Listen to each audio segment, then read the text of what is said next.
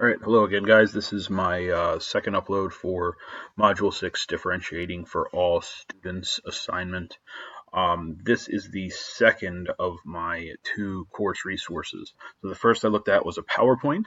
This is a worksheet that I utilize in my room that is, the dreaded PSSA test, and bringing that and connecting it with the science and the elements, just doing a little math with elements, cross-curricular uh, combination stuff here. So in looking at the assignment, I did have a couple things that I fixed on here. One of the big things was looking at the worksheet that was shared with us on the article, the accessibility handbook. Headings was one of the first things for screen readers, making sure that you identify or use heading font for actual headings. That way the screen reader can recognize them versus normal body font. So I went through and all of my major headings here, I did hit and change them to the heading font, as you can see up here. And then I left the text as normal body font. One of the other adaptations that I made for accessibility was the alt text for the pictures.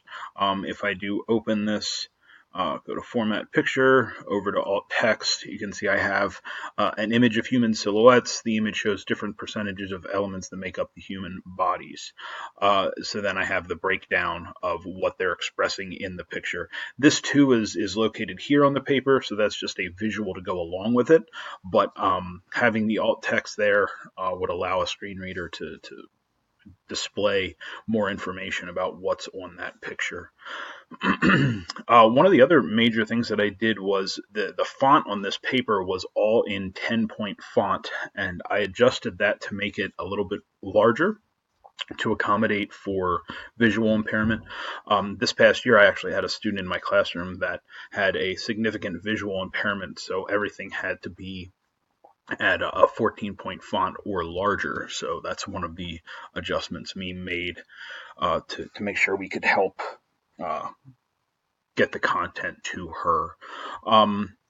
There are a couple graphics in this. Now, because they are graphics, I can't really edit the colors per se, seeing as I did not create them myself. However, through alt text, I think I'm able to convey the message if there is any issue with contrast, because one of the accessibility guidelines says trying to keep pictures with high contrast. I don't. This one I'm kind of a struggle with because of the gray background, but I think adding the alt text helps offset that a little bit. It is also technically just a re-representation of the information above, so hopefully a combination thereof with explanation from the teacher would be able to offset any issues there. Once again, I have the at least a 14-point font scrolling through.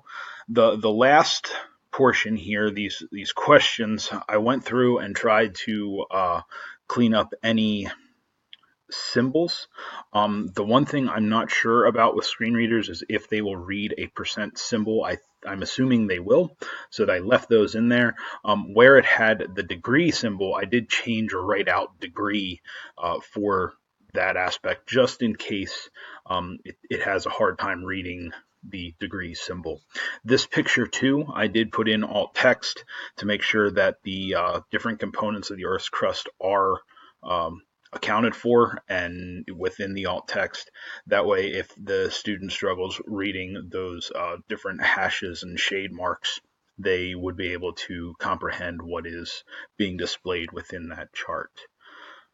Other than that, once again, meeting the UDL guidelines within the book, choosing the appropriate size and color combinations to make sure that you're able to meet the needs of those that have accessibility issues.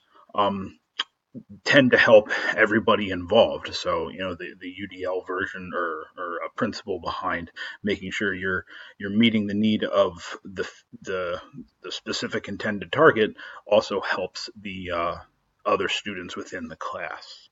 I think that's it for this one. hopefully I hit everything I need to. And until next time, thank you.